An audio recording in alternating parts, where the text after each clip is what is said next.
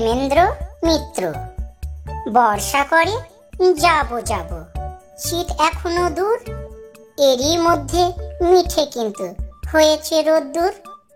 মেঘগুলো সব দূর আকাশে, পারছে না ঠিক বুঝতে, ঝরবে নাকি যাবে উড়ে অন্য কোথাও খুঁজতে।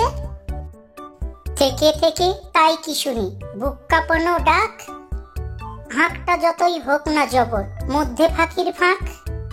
আকাশ বাতাস আনমনা আজ, শুনে এ কোন ধ্বনি, চির নতুন হয়েও অচিন একার আগমনী।